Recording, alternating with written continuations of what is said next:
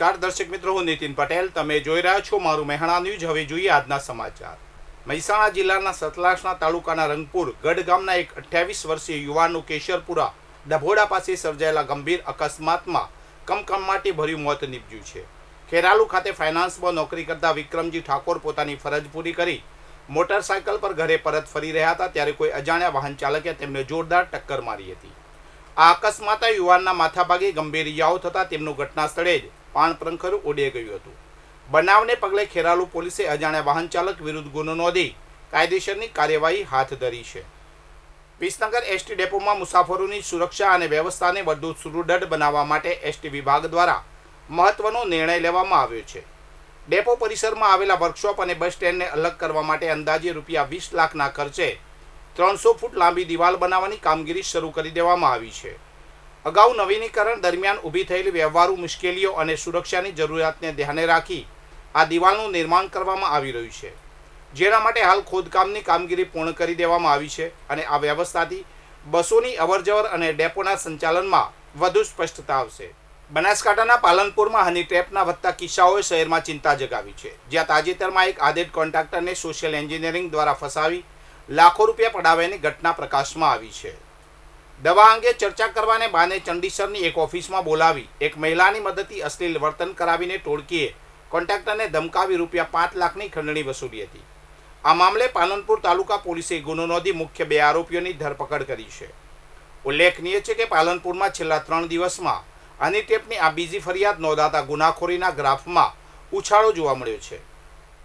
બનાસકાંઠાના સરહદી વિસ્તારમાં દારૂબંધીના અમલ વચ્ચે માવસરી પોલીસે ફિલ્મી ઢબે પીછો કરીને વિદેશી દારૂ ભરેલી એક ગાડી ઝડપી પાડી છે. રાજસ્થાન તરફથી આવી રહેલી ગાડીને પોલીસે રોકવાનો પ્રયાસ કરતા ચાલકે વાહન ભગાવ્યું હતું, પરંતુ થરાદના જમડા ગામ પાસે ચાલકે સ્ટીયરિંગ પરથી કાબુ ગુમાવતા ગાડી રોડની સાઈડમાં પલટી મારી ગઈ હતી. પોલીસે ઘટના સ્થળેથી એક આરોપીને દબોચી લઈ દારૂના જથ્થા સાથે વાહન કબજે કરી આગળની તપાસ હાથ ધરી છે.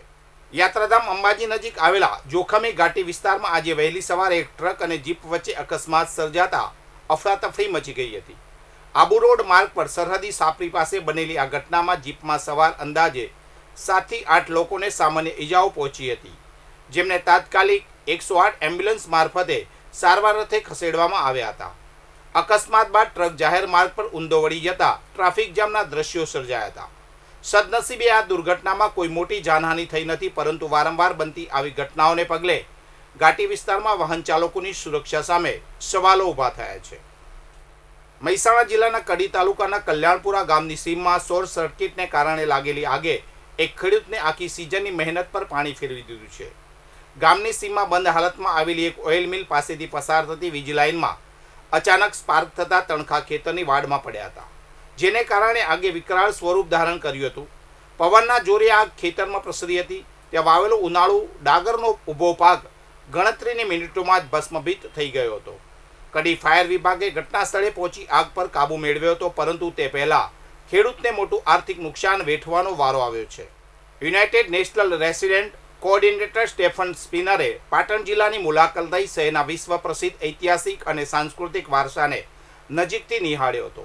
પોતાના પ્રવાસ દરમિયાન તેમણે સૌપ્રથમ પટોળા હાઉસ ખાતે હસ્તકલાની અજોડ કૃતિ એવી પટોળા સાડી બનાવવાની જટિલ પ્રક્રિયા જોઈ કારીગરોની કુશળતાને બિરદાવી હતી.